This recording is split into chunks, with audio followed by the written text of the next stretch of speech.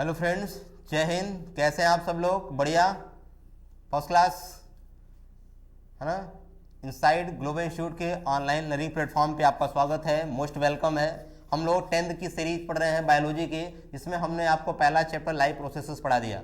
उसमें न्यूट्रिशन से लेकर के सर्कुलेशन, ट्रांसपोर्ट जिसको बोलते हैं, हमने एक्सक्रीशन, रिस्पायरेशन, फोटोसिंथेसिस, ट्रांसलेशन सब पढ़ लिया हम लोगों ने, एकदम कंप्लीट कर लिया। उसके बाद फिर दूसरा चैप्टर हमने शुरू किया, कंट्रोल एंड कोऑर्डिनेशन। क्या शुरू किया था? Control and coordination. इसमें हमने आपको जो है क्या क्या पढ़ाया था, तो आप देखिए कल हमने आपको नर्वस सिस्टम पढ़ाया था, यानी न्यूरोलॉजी। नर्वस सिस्टम में हमने क्या क्या पढ़ा था? हमें नर्वस सिस्टम में आपको मैंने बताया था कि न्यूरॉन क्या होते हैं, है ना, न्यूरॉन क्या होते हैं, स्टिमुलाई क्या होते हैं, कोऑर्डिनेशन क्या होता है, न्यूरॉन के पार्ट, एक्सॉन, साइटॉन, डेंड्रॉन, यह पढ़ा। डेंड्राइट्स पढ़ा हम लोगों ने न्यूरॉन के टाइप पढ़े, एपोलर, बाईपोलर, मल्टीपोलर, यूनिपोलर, है ना, स्यूडोपोलर, ये पढ़ा। न्यूरॉन के और टाइप देखे, न्यूरॉन के फंक्शंस देखे। ह्यूमन नर्वस सिस्टम पढ़ा, इसमें हम लोगों ने पढ़ा ANS, PNS, CNS, यानी central nervous system, peripheral nervous system, autonomic nervous system, ये पढ़ा हम लोगों ने। फिर हम लोगों ने ब्रेन पढ़ा, ब्रेन का स्पाइनल कार्ड पढ़ा, ब्रेन के पार्ट पढ़ा, है ना, fore brain, mid brain, hind brain, यानी प्रोजेंसिफ्लॉन, मेसेंसिफ्लॉन और रोम्बेनसिफ्लॉन, ये पढ़ा। ब्रेन के बारे में पढ़ा, स्ट्रक्चर पढ़ा कि ब्रेन हमारा क्रेनियम के अंदर सेट है।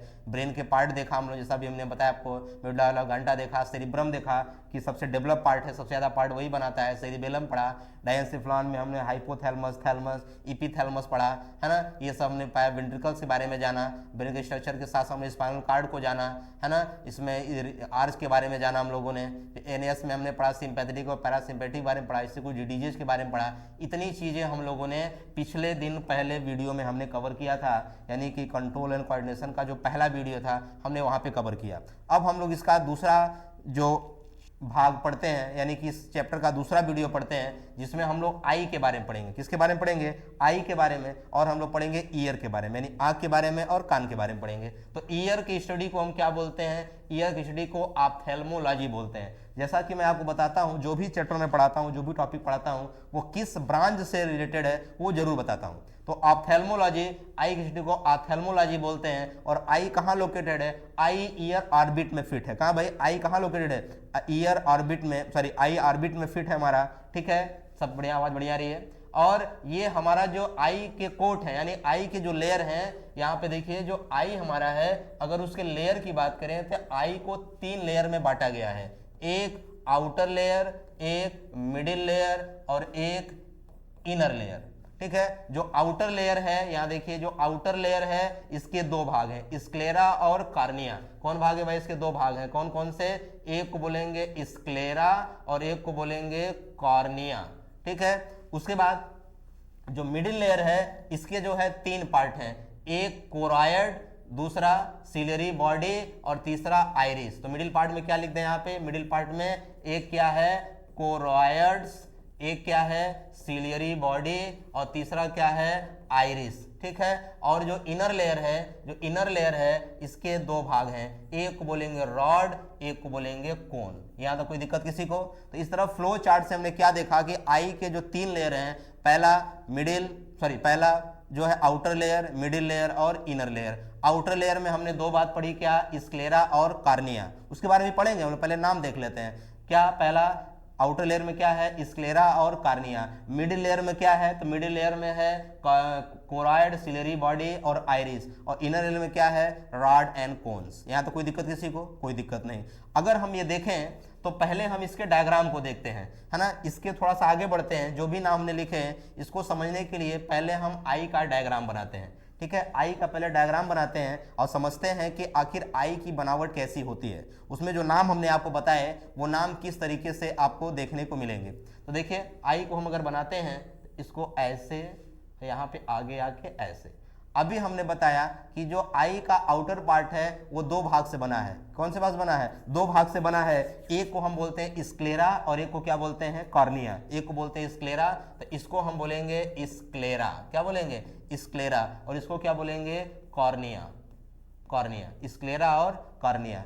कोई दिक्कत यहाँ तक? दूसरा पार्ट हमने देखा कि जो दूसरा पार्ट हम लोग का है, आवाज़ ठीक आ रही है? हाँ, आवाज़ बढ़िया आ रही है। जो दूसरा पार्ट हमने देखा, वो हमने देखा कि दूसरा पार्ट है यहाँ पे एक, यहाँ भाग, ये, इसको हमने बोला कोरॉयड। क्या बोला? कोरॉयड। और उसके बाद यहाँ पे हमने इसको देखा, इसको बोलेंगे सिलियरी बॉडी। क्या बोलेंगे? Ciliary body. इधर ही बना देते हैं, सिलेरी बॉडी बन गई। और इसमें तीसरा जो पार्ट हमने बताया था आपको वो थी आइरिस। वो क्या थी भाई? आइरिस। तो यहाँ पे ये क्या है? ये आइरिस। यहाँ पे ये क्या लगा हुआ है? ये आइरिस। इसको क्या बोलेंगे हम लोग? आइरिस। तो ये दो भाग हो गए, ठीक है, ये दो भाग हो गए। और यहाँ पे और यहाँ पे लगा हुआ है सेंसरी लिगामेंट। क्या लगा है? Sensory ligament. और इसी में हमारा लेंस क्या है? होल्ड है। यानी ये किसकी बनावट है? ये लेंस की। ये क्या है? ये लेंस की बनावट है। इसी हमारा लेंस होल्ड किया हुआ है। तो हमने क्या क्या बताया? आउटर जो पार्ट है उसमें कौन कौन आएगा? तो कौन सा भाई? स्क्लेरा और कार्निया। स्क्लेरा और कार्निया, ठीक है। जो मिडिल पार्ट आएगा उसमें कौन कौन आएगा? मिडिल पार्ट में कोरॉयड, सिलेरी बॉडी और आइरिस। कोई दिक्कत? उसी में लेंस हमारा सेट है। कोई दिक्कत? कोई दिक्कत नहीं। जो इनर पार्ट है, इनर पार्ट को हम रेटिना बोलते हैं। इनर पार्ट को क्या बोलते हैं? हम रेटिना बोलते हैं। यानी कि तीसरा पार्ट हम बनाते हैं अगर, तो हम इसको रेटिना बनाते हैं। यहाँ पे ये रेटिना बन गया। क्या बन गया भाई? रेटिना। ये क्या है? रेटिना है ये, ठीक है। और इसको मैकुला डेंसा बोलते हैं। मैकुला डेंसा है ना, येलो स्पॉट इसको बोलते हैं। ये हमारा है। यहाँ पे लिक्विड भरा हुआ है जिसको बोलते हैं एक्वस ह्यूमर। क्या बोलते हैं? एक्वस ह्यूमर, है ना। और इसको बोलते हैं विट्रस ह्यूमर। यानी लिक्विड क्या बोलते हैं? Aqueous humour. यानी कॉर्निया और लेंस के बीच के लिक्विड को एक्वस ह्यूमर बोलते हैं, और लेंस और रेटिना के बीच को जो है विट्रस ह्यूमर बोलते हैं। यानी ये इसका लिक्विड है। ये कोई दिक्कत है यहाँ तक? कोई दिक्कत नहीं। यहाँ लेंस लगा है, ये लेंस है, ये प्यूपिल्स है। ये क्या भाई? प्यूपिल्स है ये, ठीक है। तो हमें लग रहा है, आई होप आपने सारे नाम को पहले समझ लिया होगा, है ना। इसमें रॉड कोन्स पाए जाते हैं। तो रॉड कोन्स कहाँ पाए जाएंगे? रेटिना पर रॉड्स और कोन्स पाए जाएंगे। तो ये आई की बनावट समझ लिया आप लोगों ने। अब फिर हम वापस आते हैं। एक बार चित्र को आप देख लीजिए, इस चित्र को आप बना लीजिए, देख लीजिए, उसके बाद बताइए। एक बार आप इसको चित्र को बना लीजिए, देख लीजिए, समझ लीजिए, उसके बाद फिर आगे बढ़ते हैं हम लोग। जो है देख लिया आप लोगों ने, ठीक है। कोई दिक्कत? कोई दिक्कत नहीं, ठीक। आगे बढ़ते हैं अब इसको। अब हम लोग आगे वहां आते हैं जहां पे हम लोग अभी कहा कि वापस आते हैं, जहां पे हमने आई के स्ट्रक्चर को हमने यहाँ पे ड्रॉ करने से पहले बोला था कि पहले हम चित्र को देख लेते हैं। चित्र में क्या था भाई? पहला था आउटर मोस्ट लेयर में, पहला था स्क्लेरा, जो क्या करता है? Maintain shape of eye ball. हमारे आई बॉल के शेप को क्या करता है? मेंटेन करता है स्क्लेरा। कॉर्निया क्या करता है? कॉर्निया मतलब आगे वाला भाग। कॉर्निया क्या करता है? ये ए वेस्कुलर है, इसमें ब्लड नहीं पाया जाता, और कॉर्निया ही ट्रांसप्लांट किया जाता है। कॉर्निया क्या किया जाता है? कॉर्निया ही ट्रांसप्लांट किया जाता है। ये बात आप याद रखेंगे। ये आई बाल को मेंटेन करता है और कॉर्निया को जो है हम ट्रांसप्लांट करते हैं। ये ठीक है, यहाँ तो कोई दिक्कत। उसके बाद मिडिल पार्ट पे आते हैं। मिडिल पार्ट में पहला पार्ट है कोराइड। यही इसी में मिलेनोसाइट पाया जाता है। यानी मिलेनोसाइट सेल जो है मिलेनिन पिगमेंट रखते हैं, इसी के वजह से आई का कलर होता है। और दूसरा इसमें सिलेरी बॉडी, जो अभी हमने बताया लेंस को होल्ड करके रखता है। ये लेंस है, तो यहाँ पे सिलेरी बॉडी है जो क्या कर रहा है? लेंस को होल्ड करके रखा हुआ है। और इसमें तीसरा पार्ट है आइरिस, जो आई को कलर देता है, और ये कॉन्स्ट्रिक्ट और डायलेट प्यूपिल, यानी कि प्यूपिल को सिकोड़ता और फैलाता है जो है। और ये इनर लेयर की बात करें तो इनर लेयर में जो रेटिना है, उस रेटिना में रॉड और कोन्स पाए जाते हैं। रॉड और कोन्स पाए जाते हैं। आपको यहाँ एक बात बता दें यहाँ पे कि ये जो आइरिस है ना, ये दो व्यक्तियों की आइरिस कभी भी यूनिक है कि ये मैच नहीं करती। यानी दो पर्सन की आइरिस मैच नहीं करती। यहाँ पे दो बातें याद रखेंगे कि आइरिस दो लोगों की आइरिस मैच नहीं करती।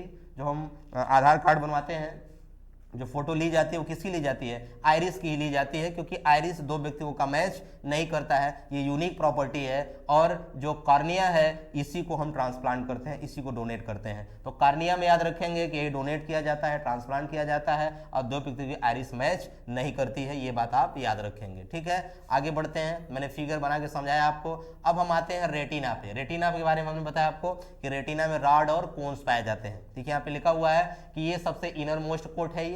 ये इस अब रेटिना में भी तीन लेयर हो जाएंगे। रेटिना में भी तीन पार्ट हो जाएंगे, आउटर, मिडिल और इनर। आउटर, मिडिल और इनर। जो आउटर है उसमें फोटो रिसेप्टर्स होते हैं, यानी रॉड और कोन्स पाए जाते हैं। और मिडिल बाइपोलर होता है, और इनर में गैंग्लिया सेल पाए जाते हैं, यानी कि न्यूरॉन्स पाए जाते हैं। न्यूरॉन्स यहीं से अंदर जाते हैं। अगर हम बात करें रॉड की, अगर हम बात करें रॉड्स की, और अगर आप बात करें कोन्स की, तो देखिए जो रॉड है उसमें रोडोप्सिन पाया जाता है, जो कोन है उसमें आइडोप्सिन पाया जाता है। रॉड में रोडोप्सिन और कोन में आइडोप्सिन पाया जाता है। और अगर कोन ग्रीन है तो किस वजह से?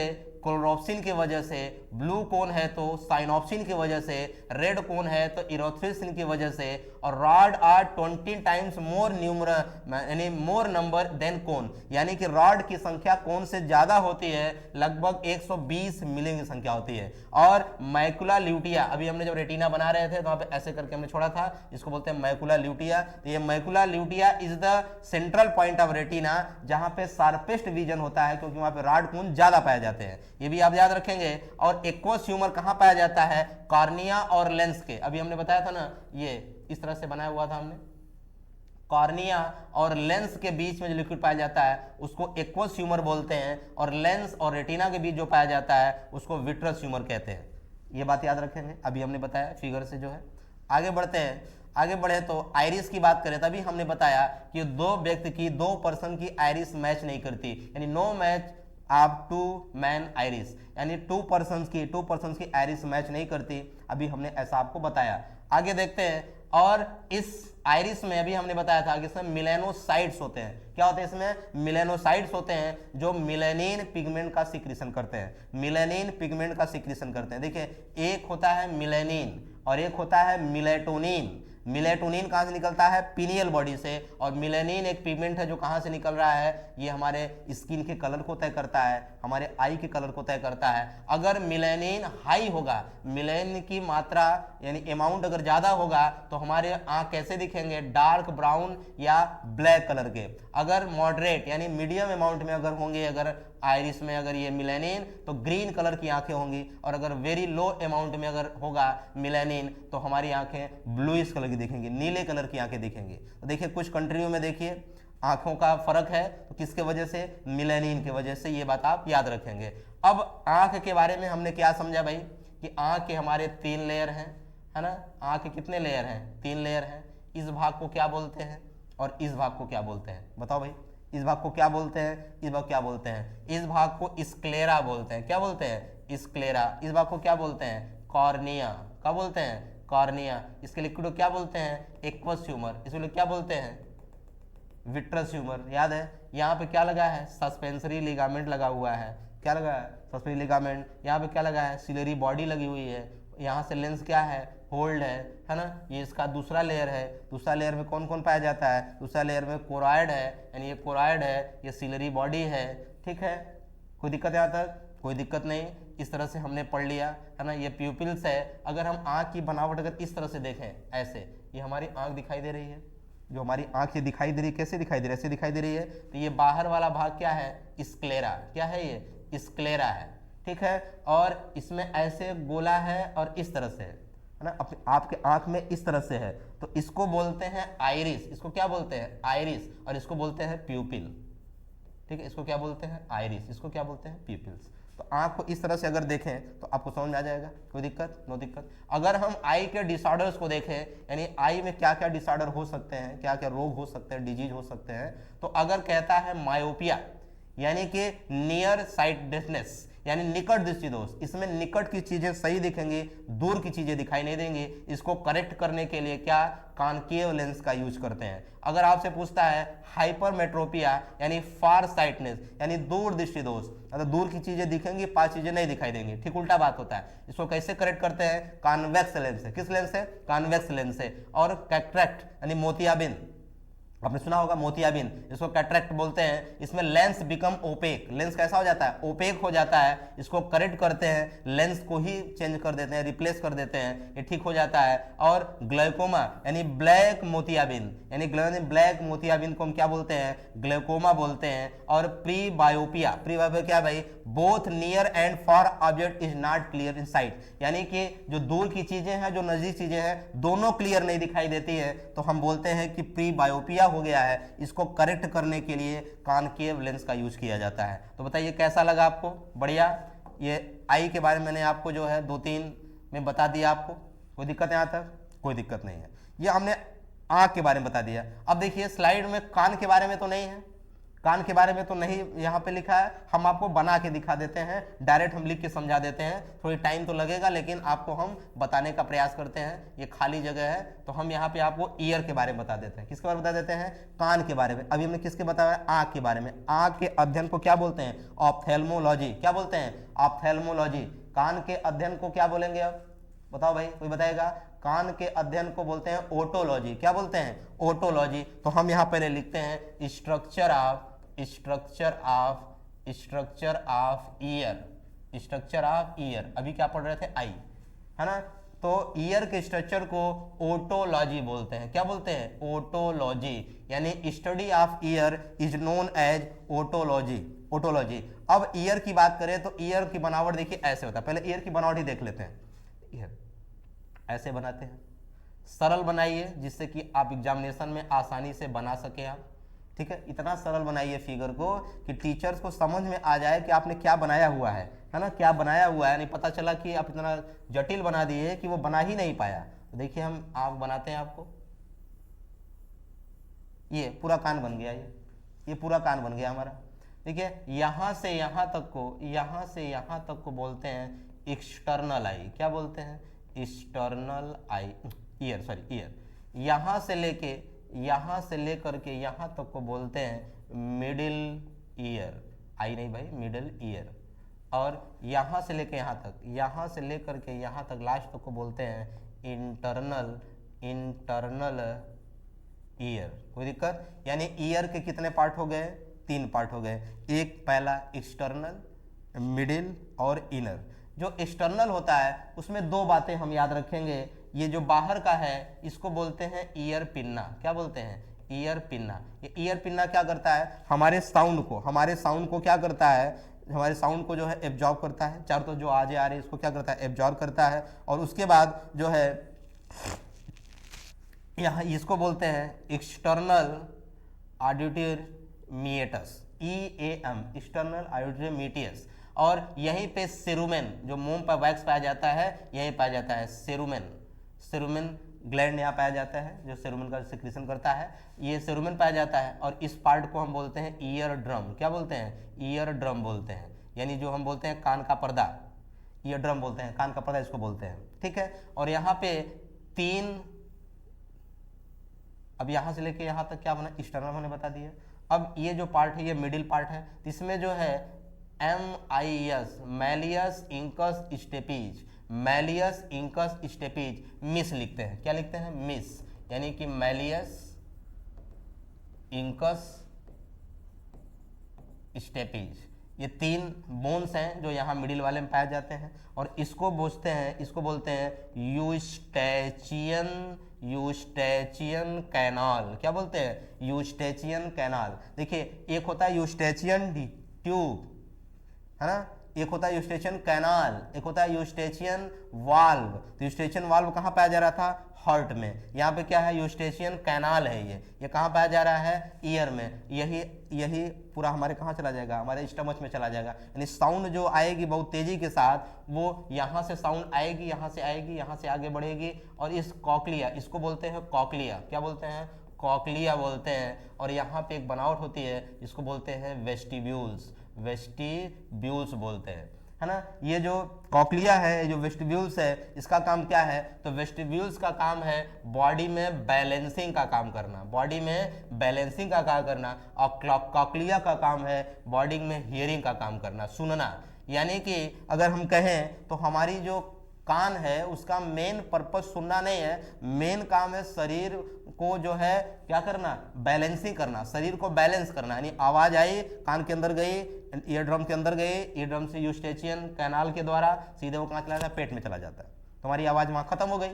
तो ये पहला काम हुआ कि ये बैलेंस बना रहा है। दूसरा काम इसका हियरिंग, यानी ईयर का सेकेंडरी पर्पज है हियरिंग, लेकिन हम बोलते हैं कि भाई कान से हम सुनते हैं, लेकिन बैलेंसिंग इसका पहला काम है। अब बैलेंसिंग के लिए कौन जिम्मेदार है? कौन जो है इसके लिए है? तो आप बोलेंगे वेस्टिब्यूल्स, जो कि इस कॉकलिया के ऊपर है। इस तरह से बनावट होती है हमारे कान की। यानी हम यहाँ पे देखें अगर हम करें तो ईयर के जो पार्ट देखें तो ईयर के 3 पार्ट हैं। कितने पार्ट हैं भाई?